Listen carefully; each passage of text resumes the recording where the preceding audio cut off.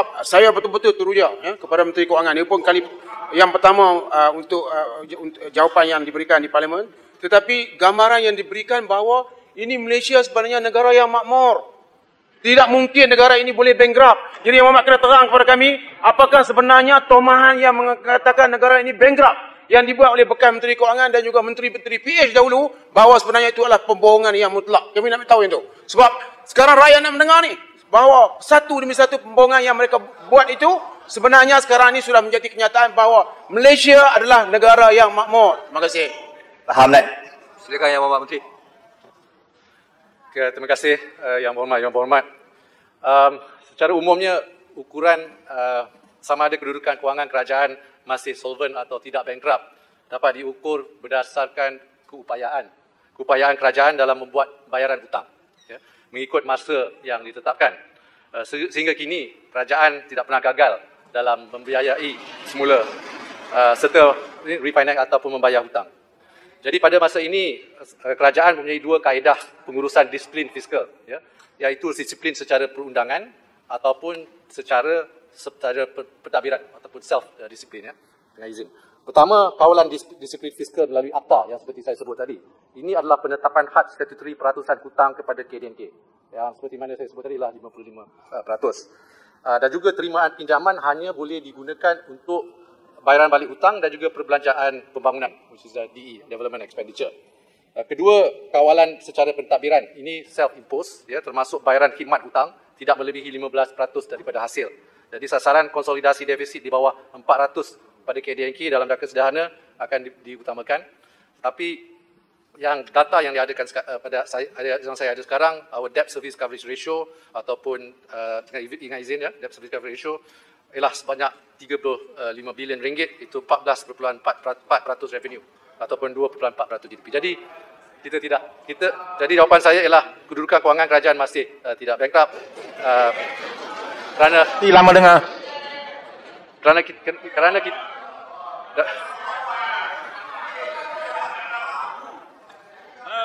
Daman Sarah, sudahlah, cukup lah. Sudah lama, sudah cukup lah. Silakan Daman Sarah. Terima kasih Yang Berhormat Menteri, terima kasih Ketua.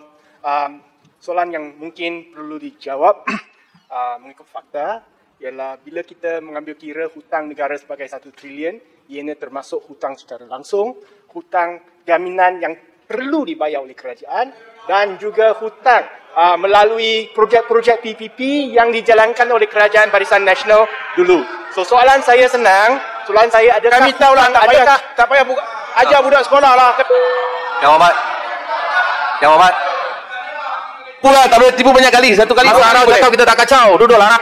Yang Berhormat, dipersilakan Yang Berhormat habiskan soalan dahulu. Datuk Speaker dah banyak kali kena lah kita orang ni. Cukup lah. Duduklah baling, pengacau je. Itu hak dia. Tolong. Dah petang ni. Terima kasih. Soalan saya senang, adakah hutang-hutang yang saya sebut tadi jumlahnya lebih kurang 1 trilion ringgit? Dan nombor dua, tadi ada hujah bahawa sekarang kerajaan PN banyak duit untuk belanja walaupun dulu kita kata kerajaan nak bankrupt.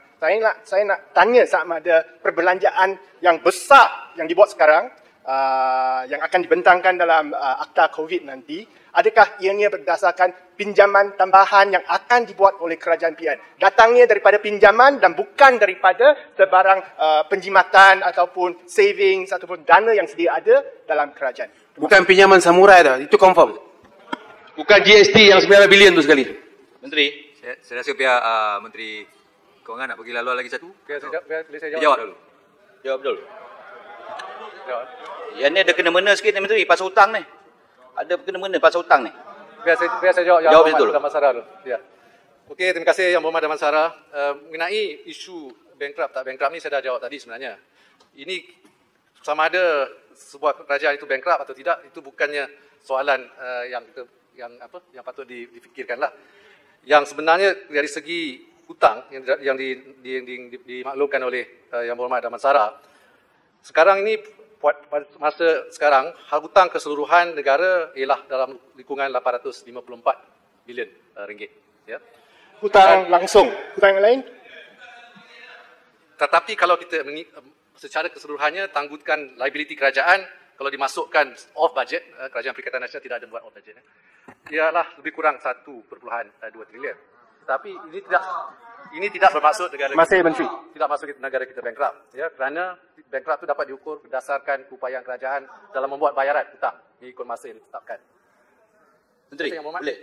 Terima kasih Speaker. Yang Berhormat Menteri. Ini ialah semasa mereka memerintah tu belum sampai 1 trilion lagi. Sekarang ni baru sampai. Arau nak ajar menteri je macam mana nak buat kerja. Dia berhutang 140 Di mana satu ni? jangan Jelebu. senyum, ada masalah. Menteri bagi kat Jelebu. Isunya soal kebankruptan. Jadi apa? Are we bankrupt or not? Are we going to be bankrupt or not? We are not. That is the issue. Yang Berhormat Jelebu silakan. Okey, Yang Berhormat Menteri. Saya teliti jawapan Yang Berhormat Menteri kata hutang kita ada 868 bilion sekarang. Saya nak rujuk ni Yang Berhormat Menteri. Kata Damansara tadi 1 trilion atau berapa trilion ni itu sebenar atau tidak Menteri dah jawab. Yang ni saya nak kepastian daripada Yang Berhormat Menteri dalam teks perbahasan saya. Pada tahun 2018 Yang Berhormat Menteri, hutang baru 52 bilion, 2019 54.5 bilion, sampai tahun 2020 18 bilion, in total 124.5 bilion dalam tempoh 22 bulan daripada 686 pergi 868 bilion hutang. Saya nak tanya pada pihak Menteri, 124.5 bilion ini penggunaan wang kerajaan ke arah mana Menteri? Saya tanya ini, pasal apa? Dia kata dia bayar hutang. Boleh tak pihak kerajaan jelaskan hutang apa yang dibayar daripada jumlah yang sebegitu banyak? Itu satu Yang Berhormat Menteri. Kemudian yang kedua Yang Berhormat Menteri, saya nak tanya pendirian kerajaan tentang cadangan saya. Kerana banyak sangat persoalan tentang penyalahgunaan, kalau betul, penyalahgunaan ataupun salah guna kewangan negara ataupun pinjaman yang melangkaui akal fikiran manusia. Saya nak cadangkan kepada pihak kerajaan supaya kerajaan tubuhkan RCI bagi perbelanjaan bagi tempoh 22 bulan yang berkenaan. Saya minta penjelasan dan pendirian daripada pihak kerajaan. Terima kasih. Sikit aja YB Menteri. Kita cerita pasal hutang ni 854 bilion ke berapa? Berapa aset kerajaan yang kita ada? 1 trilion, 2 trilion, 3 trilion. Kenapa aset ini tidak pernah nyatakan kepada rakyat? Pada saya aset negara kita cukup banyak. Sama ada aset alih, aset tidak alih, ya, aset bangunan, aset tanah, macam-macam aset kerajaan ada. Yang penting aset itu berapa saya nak tanya. Adakah kita pernah kira atau tidak fikir? Terima kasih. Silakan. Terima kasih. Berhormat. Ya.